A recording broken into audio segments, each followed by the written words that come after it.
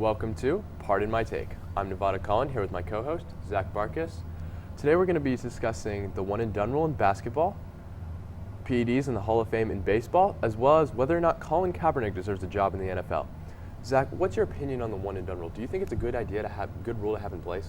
I think it's a decent rule to have in place right now. I think there's some kids like Zion Williamson and RJ Barrett.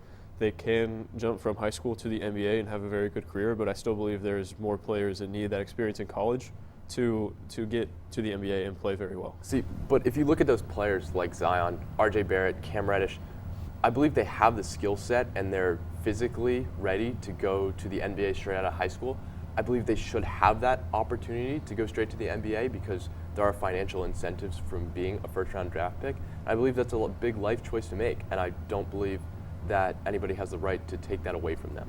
Are there enough kids to make that a rule? Because there's Zion Williamson, RJ Barrett, Cam Reddish, a few kids from UNC and other schools, but I don't see any other schools producing kids that could go straight from high school to the NBA and have a fantastic career. But there are. You look at the last NBA draft, I think it was about 18 of the 48 players selected, which is about 1/3, were all freshmen. Those are freshmen who are making an impact in the NBA. You look at people like the last 10 NBA drafts, the first pick for all of those were all freshmen. Have they made a name for themselves? John Wall, Kyrie Irving, both potential Hall of Famers. And those drafts were years ago, where you have now seen a drop-off in the past few drafts. There has been a little bit of a decline, but you still have some players in the lower picks, such as like Donovan Mitchell, who have made their case for Rookie of the Year and have played at an elite level. But yes, there has been a decline. Moving on from the one and done rule, moving on to PEDs in baseball and getting into the Hall of Fame. What's your stance on that? I believe players like Barry Bonds, Roger Clemens, they're all-time greats. They deserve to have a place in the Hall of Fame regardless of taking performance-enhancing drugs. Yes, I see the argument against it, yet the numbers they put up were just insane. And the impact they made on the game of baseball is just too great to keep them out, in my opinion.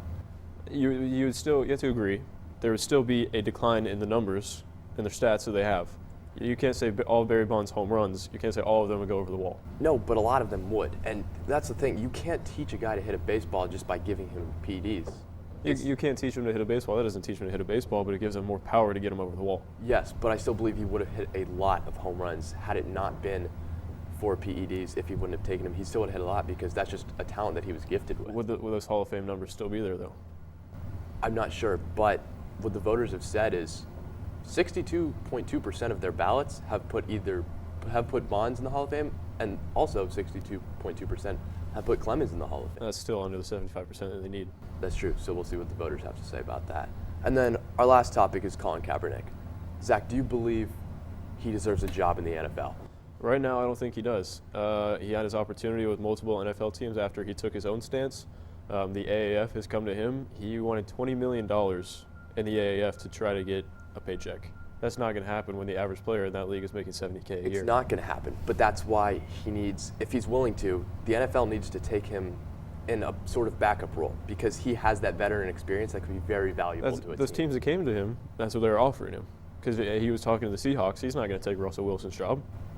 But he deserves a job. He took a team to a Super Bowl. Who says he can't bring some sort of success to a team? I don't know. I guess we have to find out sooner or later. Thanks for tuning in to Pardon My Take. That's all we have for you today. See you next time.